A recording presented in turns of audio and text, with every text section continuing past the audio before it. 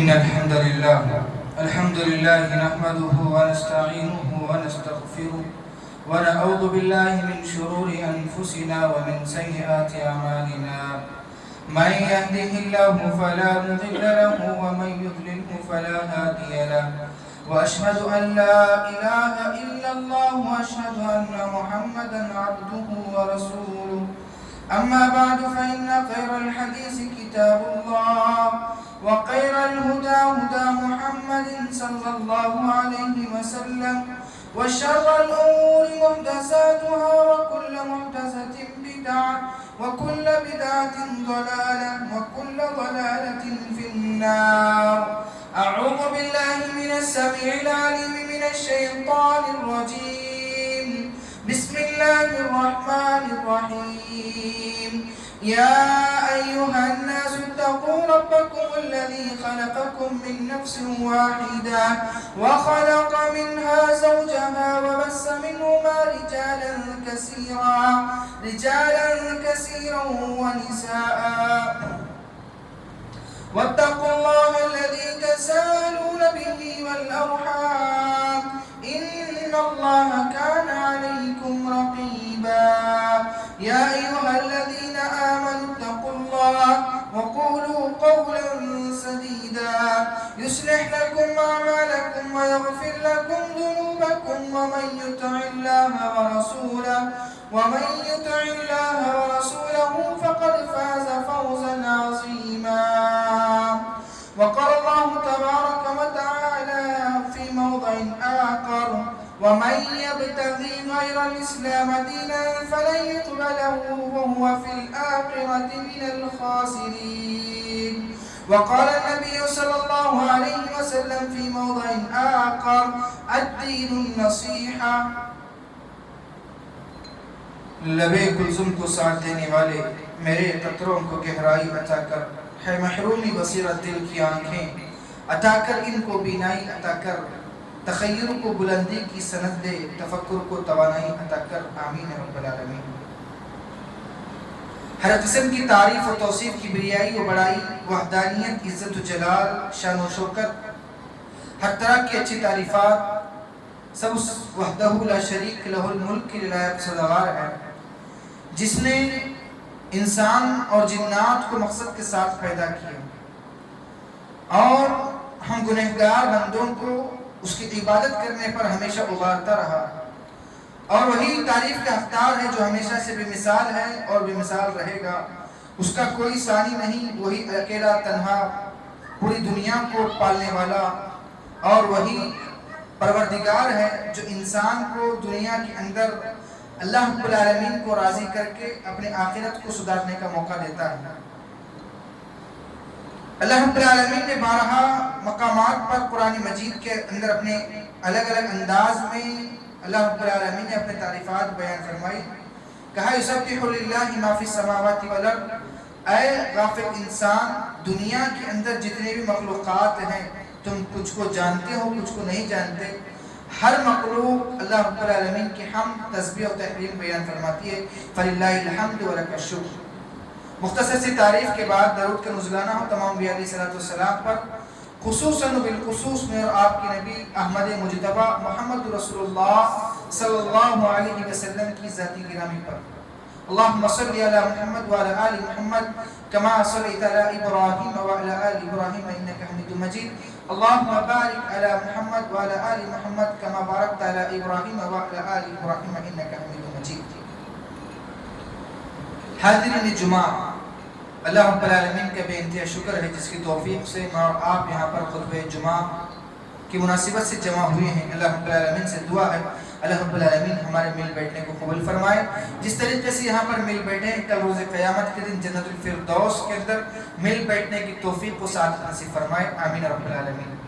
اسی جمعہ کی مناسبت سے میں نے ایک ایسے موضوع کا انتخاب کیا ہے، مسلمانوں کے آپسی معاملات۔ یہ اصل موضوع جو ہے غیروں کے سامنے پیش کیا جانے والا موضوع ہے کہ ہم مسلمانوں کے درمیان معاملات کیسے ہوتے ہیں اور ہم مسلمان کون ہیں، اس کی پہچان بتانے کے لیے یہ ٹاپک جو ہے غیر مسلمانوں کے درمیان ہونا چاہیے۔ لیکن افسوس کا مقام یہ ہے کہ ہمارے آپسی معاملات جو ہم اپنے آپ کو مسلمان کہتے ہیں، اپنے آپ کو ایمان والا کہتے ہیں، آج ہم ایمان والوں کے سامنے بات دوبارہ ان کا ایمان تازہ کرنے کے لیے اپنے معاملات کو صحیح کرنے کے ارادے سے اس ٹاپک کو آپ لوگوں کے سامنے پیش کرنے کی ضرورت پڑ رہی ہے۔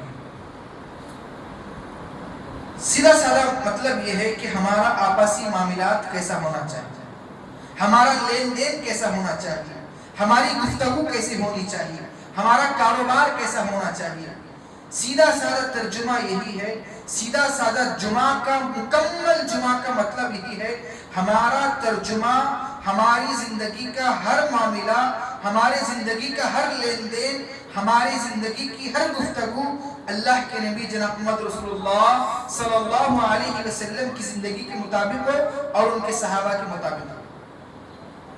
اب ہم دیکھیں گے اپنی زندگی کے اندر کہ یہ معاملات صحابہ کے درمیان کیسے تھے، اور آج ہمارے معاشرے کے اندر جو برائیاں پائی جاتی ہیں، جو ہم اپنے آپ کو مسلمان کہنے کے باوجود بھی جو بڑے بڑے غلطیاں ہم کرتے ہیں جس کی وجہ سے دار اسلام سے ہم خارج ہو جاتے ہیں، وہ کیا ہمارے معاملات ہیں؟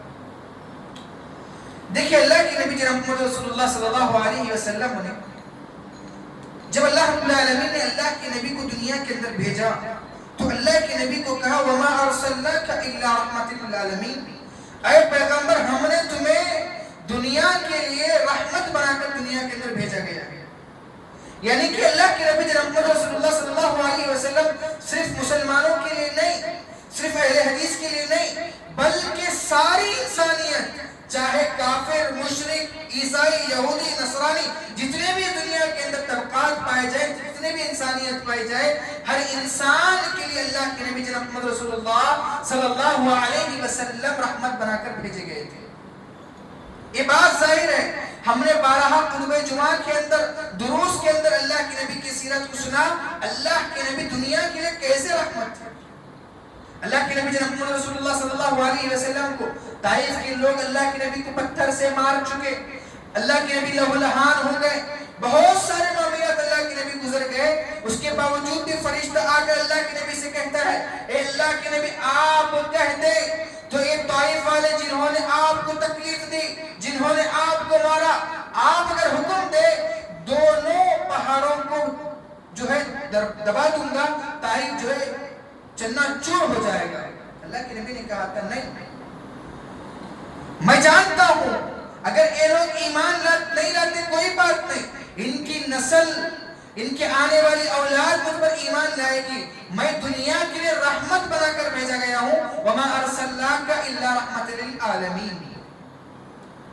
اللہ کے نبی نے اس کے بعد دعا کی اللہم اہدی قومی فإنہم لا يعلمون، اے اللہ اس قوم کو ہدایت دے، قوم مجھے نہیں جانتے۔ یعنی کہ اس چھوٹے سے واقعے سے بات معلوم ہوئی کہ اللہ کے نبی جناب محمد رسول اللہ صلی اللہ علیہ وسلم کسی پر بوجھ نہیں تھے۔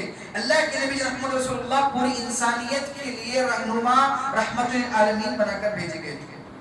اور قرآن مجید کے اندر اللہ رب العالمین نے میں اور آپ اپنی زندگی کو کتاب و سنت پر گزارنے والے ہمارا مقام و مرتبہ کیا ہے؟ اللہ رب العالمین نے قرآن مجید کے اندر بہترین امت کہا کنتم خیر امت اخرجت للناس، ہم نے تمہیں خیر امت بنا کر دنیا میں بھیجا ہے۔ کیوں بھیجا ہے؟ کیونکہ تم بھلائی کرتے ہو لوگوں کے ساتھ، مسلمانوں کے ساتھ نہیں بلکہ پوری مسلمانوں کے ساتھ نہیں بلکہ پوری انسانوں کے ساتھ، کنتم خیر امت اخرجت للناس، تم لوگوں کے ساتھ بھلائی کرتے ہو۔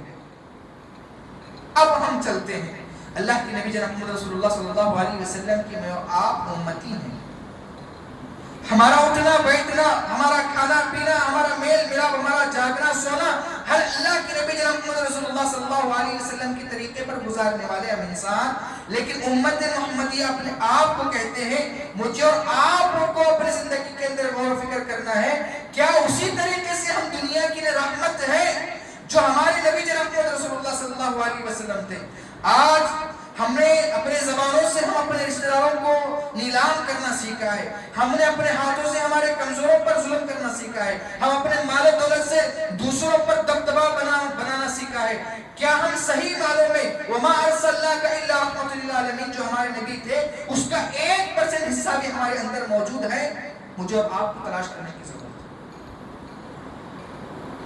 اللہ کے نبی جناب محمد رسول اللہ صلی اللہ علیہ وسلم کہتے ہیں یہ دین جو ہے الدین النصیحہ، دین خیر خواہی کا نام ہے، دین اسلام کا کسی کو تعارف کرانا ہے۔ اگر کوئی پوچھے تمہارا دین کیا ہے، تمہارے دین کا مطلب کیا ہے، تمہارے دین کا کانسیپٹ کیا ہے، آپ بلا جھجک بتائیں کہ دین اسلام خیر خواہی چاہتا ہے، دین اسلام خیر خواہی چاہنے والا، اور ہم اس دین پر چلنے والے۔ وَمَن يَبْتَغِ غَيْرَ الْإِسْلَامَ دِينًا فَلَن يُقْبَلَ مِنْهُ۔ دنیا کے اندر بہت سارے ادیان ہیں، بہت سارے دین ہیں، لیکن اللہ رب العالمین کے سامنے اگر کوئی قابل قبول دین ہے وہ دین اسلام ہے۔ دین اسلام کس کو کہتے ہیں؟ اللہ کے نبی فرماتے ہیں الدین النصیحہ، دین خیر خواہی کا نام ہے۔ آج ہمارا معاشرے کے اندر ہم دیکھتے ہیں انسان حسد کی آگ میں جلتا ہے، ہمارا لین دین منافقت والا، ہماری بات چیت منافقت والی ہے۔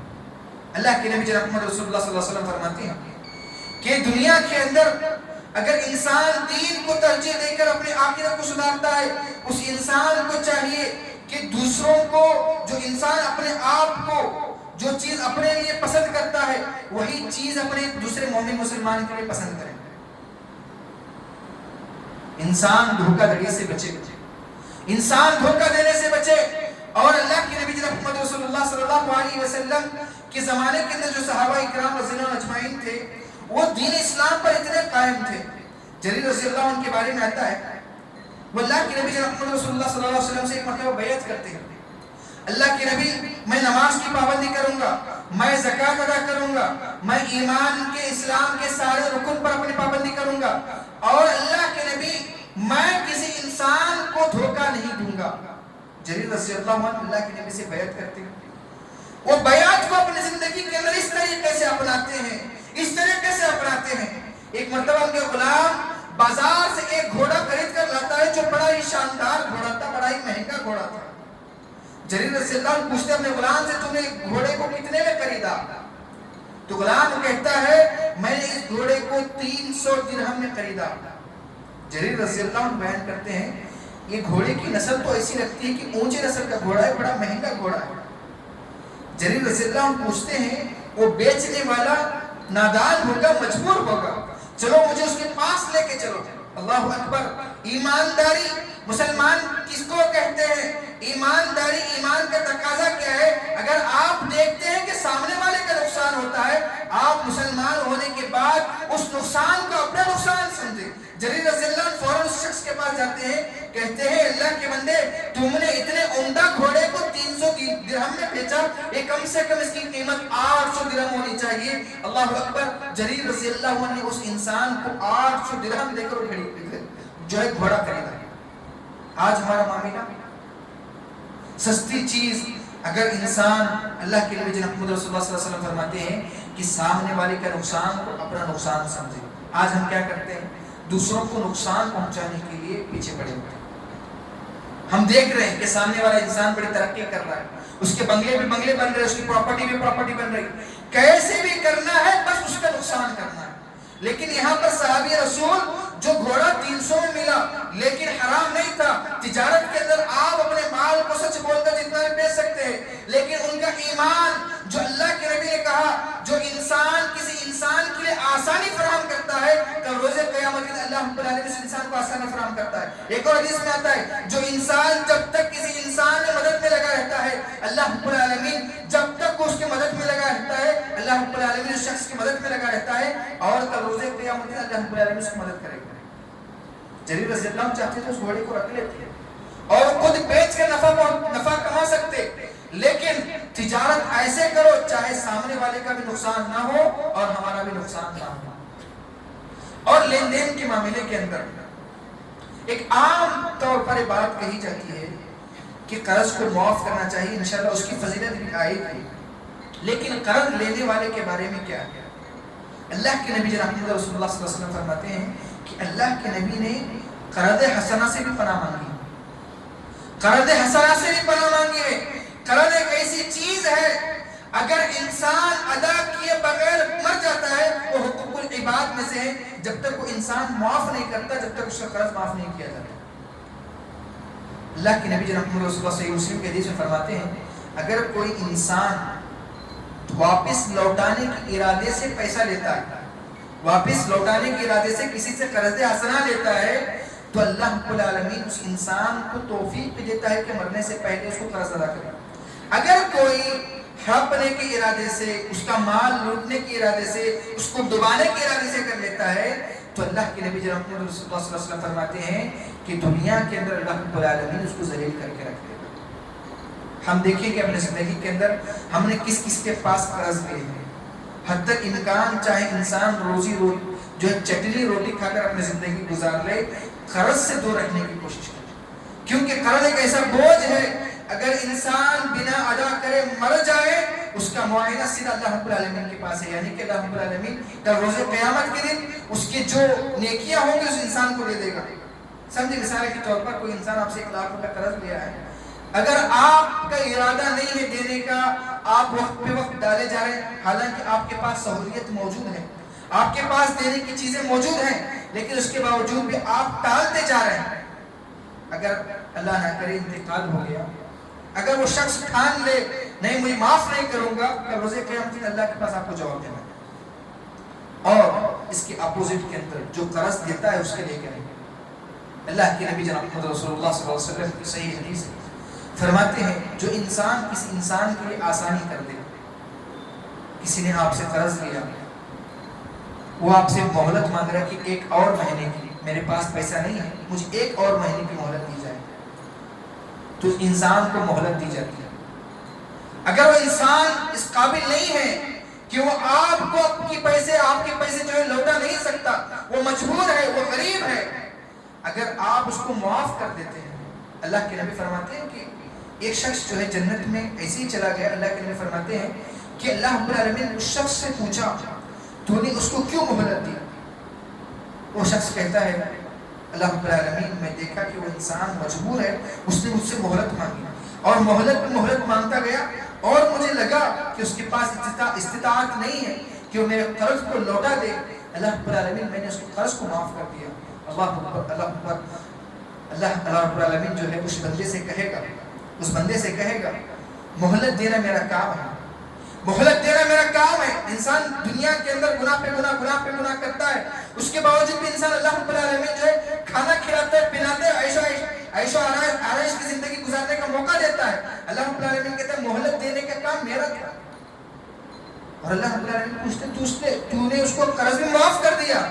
تو کہتا ہے اللہ رب العالمین وہ انسان مجبور تھا، لاچار تھا، میں نے معاف بھی کر دیا۔ اللہ رب العالمین کہتا ہے معاف کرنے کی صفات میری ہے، جا اس کے بدلے میں تجھے جنت دیتا ہوں، حالانکہ وہ انسان کوئی نیک کام نہیں کرتا۔ اس حدیث مبارکہ سے بات معلوم ہوتی ہے کہ ہم لوگ پیسے کے پیچھے پڑ کر اللہ رب العالمین نے حالانکہ ہمیں استطاعت دیا ہوا ہوتا ہے کہ ہم اس غریب شخص کو معاف کرتے ہیں، اس شخص کو معاف کرتے ہیں۔ ہاں، اس کا غلط مطلب یہ نہیں کہ جو مانگنے والا ہے ہر ہمیشہ یہی سوچ کے رکھے کہ سامنے والا معاف کرتے ہیں۔ اپنے آپ کو خوددار بنائیے، اسلام خودداری چاہتا ہے۔ انسان اپنی زندگی گزارنے کے لیے، روزمرہ کی زندگی گزارنے کے لیے اگر قرض حسنہ لیتا ہے اس کے اندر کوئی مسئلہ نہیں، لیکن انسان کو چاہیے کہ ہمیشہ اس کوشش میں رہے کسی نہ کسی طریقے سے اس کا خرچ کا بوجھ ادا کرنا ہے۔ اسی لیے اللہ کے نبی محمد رسول اللہ صلی اللہ علیہ وسلم نے دعا سکھائی، اللہم اکفنی بحلالک وعن حرامک واغننی بفضلک عمن سواک۔ اور اس کے بعد یہ رہا قرض کا معاملہ، جو انسان معاملات کیسے ہونے چاہیے آج کے کتب جمعہ کے اندر لے کے جائیں، اور سامنے والے کو جو ہے دھوکہ دینے سے بچے گا، سامنے والے کو دھوکہ دینے سے بچے گا۔ آج اللہ کے نبی جناب محمد صلی اللہ علیہ وسلم کہتے ہیں جو کوئی انسان دھوکہ دے وہ ہم میں سے نہیں ہے۔ مال کچھ اور ہے، بیچ رہا کچھ اور ہے۔ مال چاندی ہے، اس کو سونا بول کے بیچ رہا ہے۔ وَحَرَّ اللَّهُ الْبَيْعَ وَحَرَّمَ الرِّبَا، اللہ العالمین نے انسان کو دنیا کے اندر ترقی کرنے کے لیے سود کو حرام کیا ہے، تجارت کو حلال کیا ہے۔ انسان حلال تجارت کرے اور سامنے والے کو دھوکہ۔ آج ہمارے معاشرے کے اندر ہم دیکھتے ہیں کہ غیر جو ہے مسلمانوں سے تاثیر نہیں۔ پہلے کے زمانے کے اندر ہم دیکھتے تھے، بچپن میں بھی دیکھتے تھے کہ وہ اگر مسجد کے سامنے سے جاتے تھے غیر تو چپل چھوڑ کر جو ہے ادب کر کے جاتے تھے مساجد کا، اور مسلمانوں سے لین دین کرنے کے لیے وہ لوگ کہتے ہیں وہ تو مسلمان ہے، چھوڑو دے دے گا۔ لیکن آج ہماری حالت اتنی بدتر ہو چکی ہے کہ مسلمان سے تجارت کرنے کے ڈر رہا ہے، مسلمان سے لین دین کرنے سے ڈر رہا ہے۔ اللہ کے ابو ہریرہ رضی اللہ عنہ بیان کرتے ہیں کہ اللہ کے نبی جناب محمد صلی اللہ علیہ وسلم نے فرمایا کہ پچھلی امتوں میں کیسے لوگ موجود تھے، قربان جاری ہو، ایک شخص سے زمین خریدی، زمین خریدنے کے بعد اس زمین پر ہل جوتنا شروع کیا، یعنی کہ اس کے اندر کنسٹرکشن کا کام کرنا شروع کیا۔ تو جب کام شروع کیا زمین میں سے ایک سونے بھرا مٹکا ملتا ہے، مٹکا ملنے کے بعد فوراً جس سے زمین خریدا اس کو جا کر کہتا ہے کہ بھائی تم نے تو زمین بیچی ہے، لیکن زمین کے اندر سے یہ سونا ملا ہے، یہ تمہارا ہے۔ اللہ اکبر۔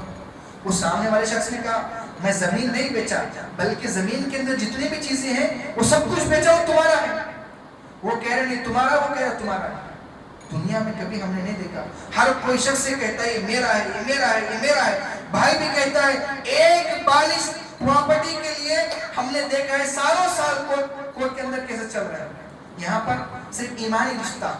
वो लोग कहते नहीं वो सोने का मटका आपका है, वो कहता नहीं मैंने जमीन बेच दी, वो जमीन के अंदर है वो आपका है।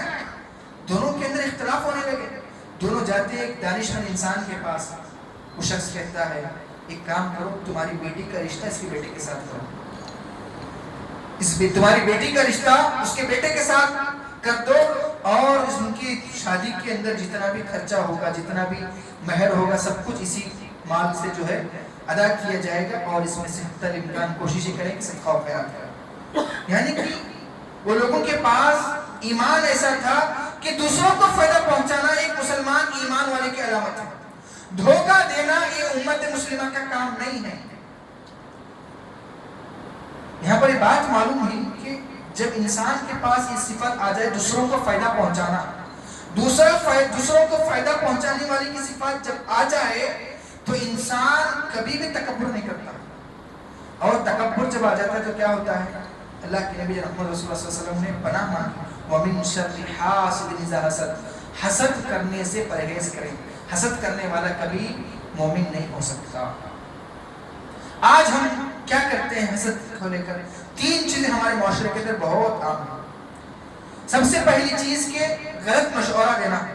मैं आप मेरे आपकी दोस्ती अच्छी है, हमारा लेन देन अच्छा है, हमारा कारोबार अच्छा है, हमारी तिजारत अच्छी है, हमारा मामला सब कुछ अच्छा है, लेकिन जब मैं कभी सोचने के लिए बैठता हूँ, अरे ये तो साथ में शुरू किया था, मेरे से आगे बढ़ गया, हसद आने लगती है। वो सोचता है कि कैसे भी करके उसको नुकसान पहुंचाऊं, कैसे भी करूं। जब इंसान के दिल के अंदर साथ आता है तो गलत मशवरे देने के लिए उतर आता है। मिसाल के तौर पर सामने वाला आदमी तरक्की याफ्ता है, उससे मैं जल रहा हूँ, उसने कहा कि मेरी बेटी का रिश्ता आया है, जरा बताओ कि अबू बकर सही है, जैद सही है। हालांकि वो जानता है कि जैद सही है, लेकिन उसके बावजूद भी उसका नुकसान हो जाए, उसका कोई मामला हो जाए, मशवरा क्या देते हैं? नहीं, अबू बकर सही, उससे कर दो। यानी कि बात यहाँ पर मालूम है कि अल्लाह के नबी जनाब सल्लल्लाहु अलैहि वसल्लम ने सही मुस्लिम के हदीस में कहा, गलत मशवरा देने वाला सबसे बड़ा काइन है, खियानत करने वाला है। और हसद के मामले के अंदर जो हमारे माशरे के अंदर आम तौर से एक चीज मशहूर है कि इंसान जब हसद में आता है तो ब्लैक मैजिक, जादू टोना करता है। हमारे माशरे के अंदर हम देखते हैं कि जब इंसान सामने से अवार्ड नहीं कर सकता, सामने से उसका मुकाबला नहीं कर सकता, सामने से उसकी तिजारत अपनी तिजारत अच्छी करके उसी तरह की हासिल नहीं कर सकता, क्या करता है? जादू टोना जाता है। ये तीनों लोगों के इज्तिमाई तौर पर मिलने से जादू होता है। एक हसद करने वाला, एक काहिन जो जादू करता है, और जो बुरे जिन होते हैं, जो जिन सरकश शयातीन होते हैं, उनसे जादू होता है। इंसान आपका आजकल हमारे माशरे के अंदर क्या होता है? वो देखता है तरक्की करने के बारे में, सोचता है कि उसको नुकसान पहुंचाने करे, नुकसान के बदले फायदा ही फायदा हो रहा है, तो क्या करता है? शैतानों का सहारा, आमिरों का सहारा लेकर जादू टोना करना शुरू कर देता है। ये जादू टोना ने कई लोगों की सेहतों को बर्बाद कर दी, कई लोगों की जिंदगियों को बर्बाद कर दी, कई लोगों की औलाद को बर्बाद करके रख दी। अल्लाह के नबी मोहम्मद रसूलुल्लाह सल्लल्लाहु अलैहि वसल्लम फरमाते हैं, अगर जादू टोना कराने वाले को जो करता है और कराता है, इसकी सजा इस्लामिक कोर्ट के अंदर पेश किया जाए, सिवाय कत्ल के इसका और कुछ नहीं। शरीयत के मुकाबले में अगर शरीयत के कोर्ट के अंदर भेजा जाए, अगर पूछेंगे कि जादू कराने वाले की सजा क्या है, इस्लामिक कोर्ट के अंदर यही है कि उसको बस उसकी गर्दन धड़ से रखी जाए। अल्लाह के नबी ने फरमाया, वमिन शर्रि हासिदिन इज़ा हसद, हसद करने वाले सरकश शयातीन, सरकश इंसानों से पनाह मांगना चाहिए। इसलिए अल्लाह के नबी जनाब रसूलुल्लाह सल्लल्लाहु अलैहि वसल्लम फरमाते हैं कि हर फर्ज नमाज के बाद आयतुल कुर्सी की पाबंदी करें, हर नमाज के बाद आयतुल कुर्सी की पाबंदी करें, और 3 कुल सूरह नास, सूरह फलक, सूरह इखलास की पाबंदी करें। जो इंसान हमेशा ये करता है उस पर कभी जादू का असर नहीं होता। तीसरी चीज, इंसान जब हसद में आता है तो क्या करता है? हसद में आने के बाद सामने वाले की इज्जत से खेलना, ये हमारे माशरे की आम बात है। लेकिन अल्लाह के नबी मोहम्मद रसूलुल्लाह सल्लल्लाहु अलैहि वसल्लम की वईद है इस चीज पर, जो इंसान किसी की इज्जत के साथ खेलता है। अल्लाह के नबी फरमाते हैं कि अगर कोई इंसान किसी इंसान की इज्जत को नीलाम करने की कोशिश करे, मरने से पहले चाहे वो बंद कमरे के अंदर क्यों ना बैठे, अल्लाह रब्बुल आलमीन उस इंसान को दुनिया के अंदर वैसे ही जलील करता है जिस तरीके से उसने जलील किया। ہم دیکھیں یعنی آج کل معاشرے کے اندر کسی انسان کے اندر کل بنی آدم خطاؤن وخیر الخطائین التوابون، تم میں کا ہر انسان خطا کار ہے، گناہ گار ہے، بہترین خطا کار وہ ہے جو گناہ کرنے کے بعد توبہ استغفار کرے۔ لیکن اللہ کے نبی محمد رسول اللہ صلی اللہ علیہ وسلم فرماتے ہیں کہ تم کسی کے اندر برائی کو دیکھو، تم کسی کے اندر کمزوری کو دیکھو، اس برائی کو، اس کمزوریوں کو معاشرے کے سامنے، عوام کے سامنے، جماعت جمعیت کے سامنے، گواروں کے سامنے، آج کل سوشل میڈیا کا زمانہ، فیس بک کے سامنے وائرل کرنے سے اچھا ہے اس انسان کو اپنے پاس بلائیں۔ اگر آپ کو استطاعت ہے اس کو سمجھانے کی کوشش کریں، اگر آپ کو طاقت ہے اس کو سمجھانے کی کوشش کرے، نہیں آپ کو طاقت نہیں، وہ آپ کی بات نہیں سنتا، جائے اس کے والدین کے پاس کہیں کہ آپ کے بیٹے کے اندر یہ برائی ہے، آپ کے بیٹے کے اندر یہ کمزوری ہے۔ اگر تبھی کوشش نہیں، ماں باپ سے بات نہیں کر سکتے، آپ اپنے امام کو بتائیں کہ شیخ اس کے اندر یہ برائی ہے، آپ اس کی اصلاح کریں۔ اصلاح کرنے والا انما المؤمنون اخوة فاصلحوا بین اخویکم، تم آپس میں ایک دوسرے کے بھائی ہو، تم کو چاہیے کہ تم ایک دوسرے کی اصلاح کرو، ایسا نہیں کہ ٹانگ پکڑ کے کھینچنا، وہ اوپر چڑھ رہا ہے ٹانگ پکڑ کے کھینچنا۔ انسان کی عزت کے ساتھ کھلواڑ کرنا اسلامی شریعت کے اندر اجازت نہیں ہوئی۔ انسان اپنے آپ کو ایمان والا کب محسوس کرتا ہے؟ دوسروں کی عزت کو اپنی عزت سمجھے، دوسروں کا نقصان اپنا نقصان سمجھے، دوسروں کی بھلائی اپنی بھلائی سمجھے، دوسروں کی خوشیوں میں اپنی خوشیوں تلاش کرے۔ یہ اصل میں ہمارا معاملہ ہونا چاہیے۔ آج ہم نے خطبہ جمعہ کے اندر ایسی ساری چیزوں کو ہم نے آپ لوگوں کے سامنے پیش کیا جو ہمارے معاشرے کے اندر تلحق حقیقت یہی ہے کہ ہمارے معاشرے کے اندر ایسا ہی ہو رہا ہے۔ حسد کے معاملے میں انسان جادو کراتا ہے، حسد کے معاملے میں عزت کی نیلام کی جاتی ہے، حسد کے معاملے میں انسان جو ہے جھوٹ بول کے اس کے ساتھ تجارت کرتا ہے، غلط مشورہ دیتا ہے۔ اور آخری بات یہی ہے کہ انسان کو ہمیشہ اپنے دلوں کو صاف رکھنا ہے، ہمیشہ اپنے دلوں کو صاف رکھنا ہے۔ اللہ رب العالمین نے قرآن مجید کے اندر فرمایا یوم لا ينفع مال ولا بنون الا من اتى الله بقلب سلیم، کل روز قیامت کا دن ہوگا، نہ ہی تمہارا مال کام آئے گا، نہ ہی تمہاری اولاد کام آئے گی، اگر تمہیں کوئی نجات دینے والی چیز، کوئی فائدہ پہنچانے والی چیز ہے، الا من اتى الله بقلب سلیم، جس انسان کا دل پاکیزہ ہو۔ دیکھو جب انسان کا دل پاکیزہ ہو جاتا ہے، انسان کبھی دوسروں کو تکلیف نہیں دیتا۔ انسان کا دل جب پاکیزہ ہوتا ہے، انسان کبھی بھی دوسروں کا برا سوچتا ہی نہیں، کسی کی عزت کے ساتھ کھیلتا ہی نہیں۔ جب کبھی اختلاف ہو جائے فوراً معافی مانگ لیجیے۔ معافی مانگنا، معاف کرنا یہ بڑا مشکل کام ہے۔ آج اولاد جنہیں ماں باپ نے پیدا کر کے پرورش کی، ان کی جو ہے اچھا برے کا خیال رکھا، آج اولاد اپنے ماں باپ سے معافی مانگنے کے لیے ٹکراتی ہے، میں کیسے معافی مانگوں، کیسے معافی مانگوں۔ وہ لوگ انسٹاگرام پر ریلز جو ہے ایسی تیزی سے چلتے ہیں کہ ایسی ریلز کہ کہتے ہیں کہ سال میں صرف 2 مرتبہ موقع ملتا ہے کہ اپنے باپ سے گلے لگانے کے لیے۔ یہ جاہل لوگ ہیں۔ اگر ماں باپ کے صحیح معنوں میں حقیقت معلوم ہو جائے، ماں باپ کا صحیح مقام و مرتبہ معلوم ہو جائے، ہر دن اپنے ماں باپ کو گلے لگا دے گا۔ معافی مانگنا سیکھے اپنے ماں باپ سے، اپنے بڑے بھائیوں سے، اپنے چھوٹے بھائیوں سے۔ معافی مانگنے سے کوئی چھوٹا نہیں ہوتا۔ اللہ کے نبی محمد رسول اللہ صلی اللہ علیہ وسلم فرماتے ہیں کہ صدقہ و خیرات کرنے سے مال کبھی کم نہیں ہوتا، معافی مانگنے سے اس کی عزت کبھی کم نہیں ہوتی۔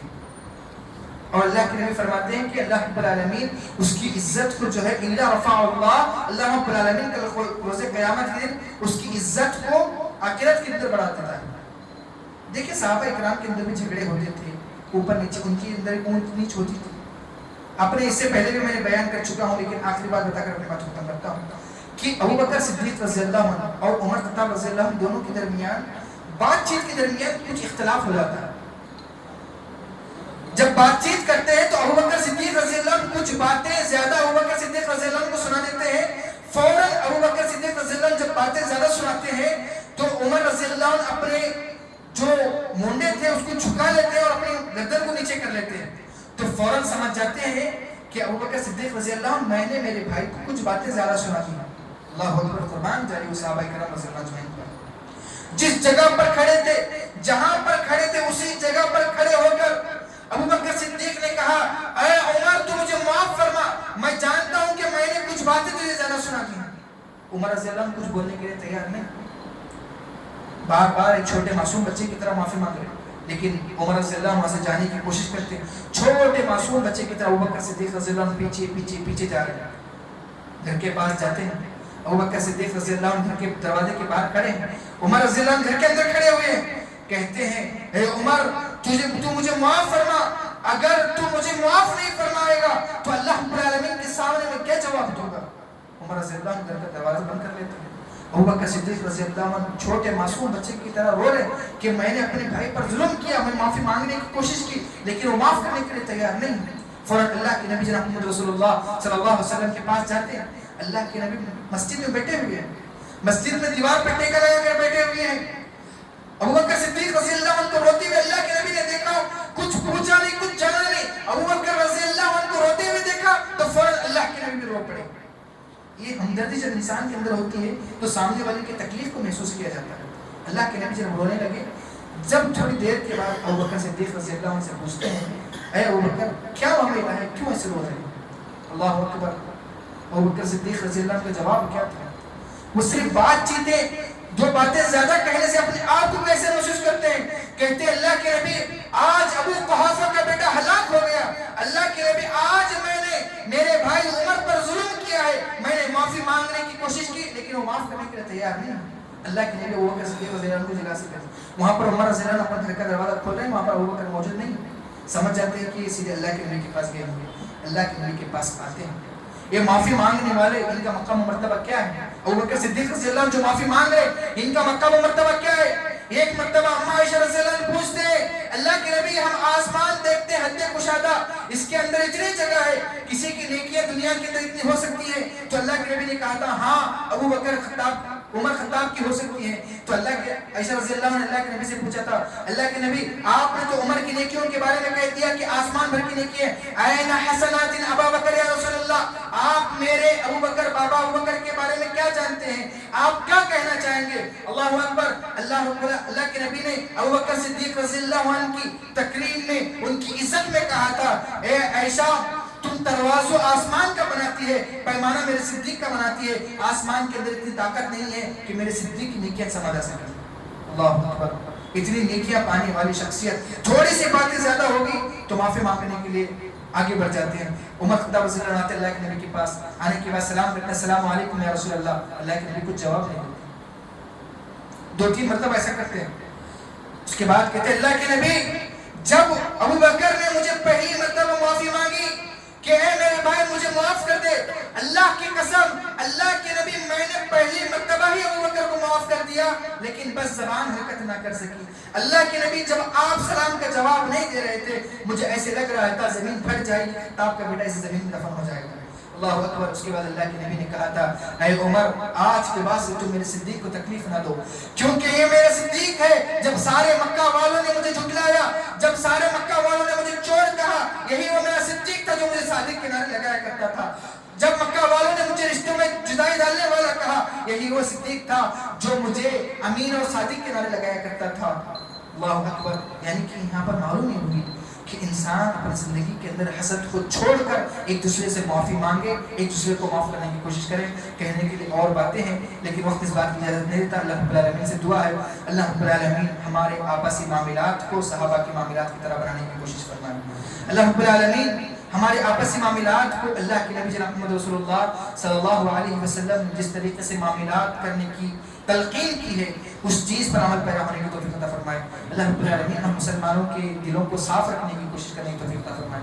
اللہ رب العالمین ہم تمام مسلمانوں کو نیک بنائیں, ہم تمام مسلمانوں کو ایک بنائیں. اللہ رب العالمین ہمارے دل بکھرے ہوئے ہیں, اللہ رب العالمین ایمان کی خاطر اسلام کی خاطر ہمارے دلوں کو جوڑنے کی توفیق عطا فرمائے. اللہ رب العالمین ہر کوئی حسد کی آگ میں جل رہا ہے, اللہ رب العالمین حاسدین کی حسد سے, ظالموں کی ظلم سے, مکاروں کے مکر سے اللہ رب العالمین حفاظت فرمائے. اللہ رب العالمین اس دنیا کے اندر ہم دیکھتے ہیں دنیا ہے, دھوکہ دینے والے بہت ہیں, اللہ رب العالمین ان کے دھوکہ سے ہماری حفاظت فرمائے. اللہ رب العالمین ہم کسی کو دھوکہ دے اسے بھی ہمیں بچائے. اللہ رب العالمین ہم پر کوئی ظلم کرے اسے بھی ہماری حفاظت فرمائے, ہم کسی پر ظلم کرے اسے بھی ہماری حفاظت فرمائے. اللہ رب العالمین ہم پر کوئی جو ہے دھوکہ دے ہم کسی پر دھوکہ دے، اللہ رب العالمین تمام چیزوں سے حفاظت فرمائے۔ اللہ رب العالمین اس دنیا کے اندر سب سے بڑی دولت توحید کی دولت، اللہ رب العالمین اس دولت سے مالا مال فرمائے۔ اس دنیا کے اندر سب سے بڑی بیماری شرک کی بیماری، اللہ رب العالمین ہم تمام کو شرک کی بیماری سے حفاظت فرمائے۔ اللہ رب العالمین ہم لوگ دنیا پانے کے چکر میں، ہم لوگ دنیا کے اتنی محبت کے اندر نہ جمعہ کا خیال ہے، نہ نمازوں کا خیال ہے، اللہ رب العالمین نماز کی پابندی کرنے کی توفیق عطا فرما، جمعہ میں اذان سے پہلے آنے کی توفیق عطا فرما، اللہ رب العالمین دنیا کو دنیا سمجھنے کی توفیق عطا فرما، آخرت کو ترجیح دینے والا بنا، وما توفیق الا باللہ وما الا باللہ۔